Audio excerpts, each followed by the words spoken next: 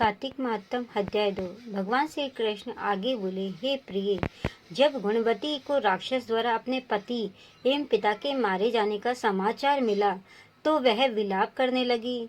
हाँ नाथ, हाँ पिता, मुझको त्याग कर तुम कहाँ चले गए? मैं अकेली स्त्री तुम्हारे बिना क्या करूँगी?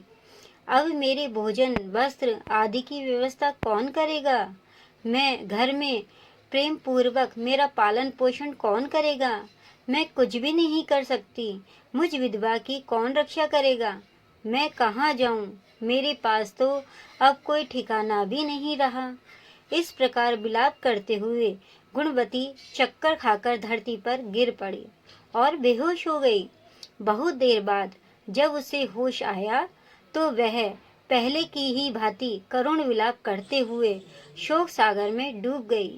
कुछ समय के पश्चात जब वह संभली तो उसे ध्यान आया कि पिता और पति की मृत्यु के बाद मुझे उनकी क्रिया करनी चाहिए जिससे उनकी गति हो सके। इसलिए उसने अपने घर का सारा सामान बेच दिया और उससे प्राप्त धन से उसने अपने पिता एवं पति का श्राद्ध आदि कर्म किया। तत्पश्चात वह उसी नगर में रहते हुए आठों पहर भगवान विष्णु की भक्ति करने लगी। उसने मृत्यु पर्यंत तक नियम पूर्वक सभी एकादशियों का व्रत और कार्तिक महीने में उपवास एवं व्रत किए। हे प्रिय, एकादशी और कार्तिक व्रत मुझे बहुत ही प्रिय है।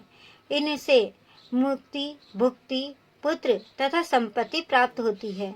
कार्तिक मास में जब तुला राशि पर सूर्य आता है तब ब्रह्म मुहूर्त में उठकर स्नान करने व व्रत व उपवास करने वाले मनुष्य मुझे बहुत प्रिय हैं, क्योंकि यदि उन्होंने पाप भी किए हों तो भी स्नान व व्रत के प्रभाव से उन्हें मोक्ष प्राप्त हो जाता है। कार्तिक में स्नान, जागरण, दीपदान तथा तुलसी के पौधे की रक्षा करने वाले मनुष्य साक्षात भगवान विष्णु के समान हैं। कार्तिक मास में मंदिर में झाड़ू लगाने वाले, स्वस्तिक बनाने वाले तथा भगवान विष्णु की पूजा करने वाले मनुष्य जन्म मरण के चक्कर से छुटकारा पा जाते हैं। यह सुनकर गुणवती भी प्रतिवर्ष श्रद्धा पूर्वक कार्तिक का व्रत और भगवान विष्णु की पूजा करने लगी।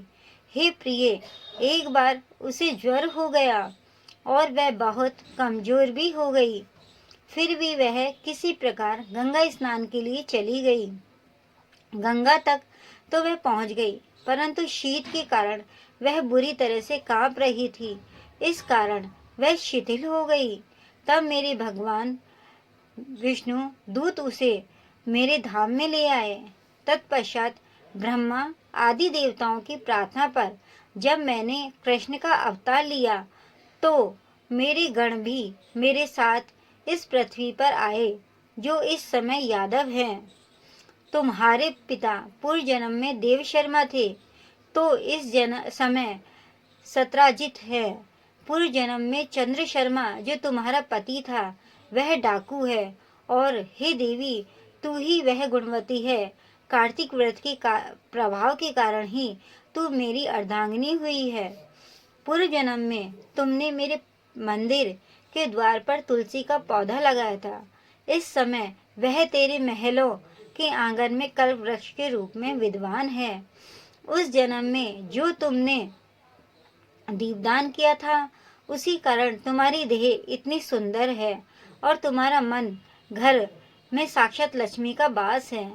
क्योंकि तुमने पूर्व जन्म में अपने सभी व्रतों का फल पति स्वरूप विष्णु को अर्पित किया था, उसी के प्रभाव से इस जन्म में तुम मेरी प्रिय पत्नी हुई हो। पूर्व जन्म में तुमने नियम पूर्वक जो कार्तिक का मास का व्रत किया था उसी के कारण मेरा और तुम्हारा कभी वियोग नहीं होगा। इस प्रकार कार्तिक मास में व्रत आदि करने वाले मनुष्य मुझे तुम्हारे समान प्रिय हैं। दूसरे जप, तप, यज्ञ और दान आदि करने से प्राप्त फल कार्तिक मास में किए गए व्रत के फल से बहुत थोड़ा होता है। अर्थात कार्तिक मास के व्रतों का 16वां भाग भी नहीं होता। इस प्रकार सत्यभामा भगवान श्री कृष्ण के मुख से अपने पूर्व जन्म के पुण्य का प्रभाव सुनकर बहुत प्रसन्न हुई। जय श्री कृष्णा दोस्तों, यह था कार्तिक मास के दूसरा अध्याय। अब कार्तिक मास का मातम का तीसरा अध्याय जानने के लिए आगे के वीडियो का इंतजार करें।